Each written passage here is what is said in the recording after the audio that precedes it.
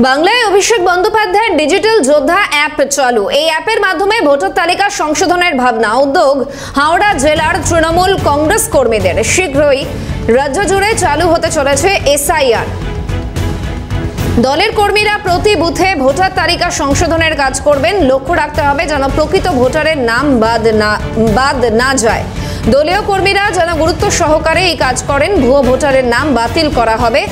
বিজয় সম্মেলনীতে এমনটাই মন্তব্য মন্ত্রী অরূপ রায়।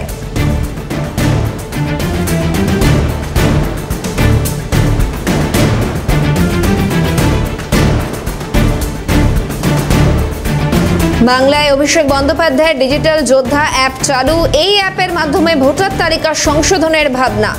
বিস্তারিত আপডেট জানাবেন, টেলিফোন লাইনে রয়েছেন প্রতিনিধি দেবকুমার দেও। দেবকুমার, তোমাকে জানিয়ে রাখি, এবার হাওড়া জেলার তৃণমূল কংগ্রেসের কর্মীরা বাংলার ডিজিটাল যোদ্ধা অ্যাপের সাহায্যে ভোটার তালিকা সংশোধনের কাজে নেমে পড়েন। তারা গতকালই আইএনটিটিইউসির তরফ থেকে এই প্রোগ্রাম নেওয়া হয় এবং নির্বাচন কমিশনের তত্ত্বাবধানে খুবই শীঘ্রই রাজ্যের জুড়ে চালু হতে চলেছে এসআইআর।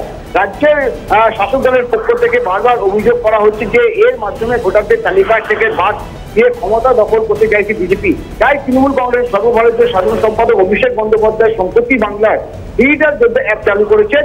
শনিবার রাজ্যের খাদ্য প্রক্রিয়া দপ্তরের মন্ত্রী অরূপ রায় কদমতলা হাওড়া সদর তৃণমূল পার্টি অফিসে এমনটাই তিনি জানান এবং উপস্থিত ছিলেন আইএনটিটিইউসি সভাপতি অরবিন্দ দাস। এই সম্মেলনে অনুষ্ঠানে বলেন, দেওয়ালি কাটলে পার্টি কর্মীরা ধরে ল্যাপটপ নিয়ে এবং ভোটার তালিকা সংশোধনের কাজে তারা নেমে পড়বেন, তাহলে কোনো প্রকৃত ভোটারের নাম যাতে বাদ না যায়। দলীয় কর্মীরা যেন গুরুত্ব সহকারে এই কাজ করেন, এমনটাই কিন্তু বার্তা দেন রাজ্যের খাদ্য প্রক্রিয়া দপ্তরের মন্ত্রী অরূপ রায় এবং সঙ্গে ছিলেন হাওড়া সদরের আইএনটিটিইউসি সভাপতি অরবিন্দ দাস। সাহানা, ধন্যবাদ দেবকুমার। মন্ত্রী অরূপ রায় তিনি ঠিক কি বলেছেন দেখুন।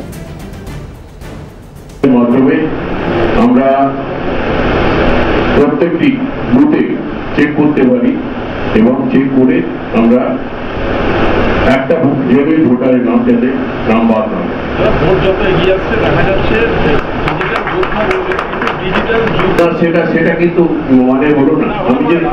আমি যদি ভুল মানে করি তাহলে আলাদা কথা। আমি ওটা বলছি না, আমি বলছি দেখা যাচ্ছে যে সেখানে ডিজিটাল যুগ হচ্ছে তার জন্য তৃণমূলের নিজেদের মধ্যে যে যা পাচ্ছে একজনের নাম সেটাকে বন্ধ করে দলের ভাবমূর্তি না, সেটা শুনুন, যে দলে কিছু বাজে লোক আছে, এটা অস্বীকার করার কোনো জায়গা নেই। সেই বাজে লোকদের আমরা সবসময় বাদ দিয়ে কাজ করি, সবসময় বাদ দেওয়ার চেষ্টা করি।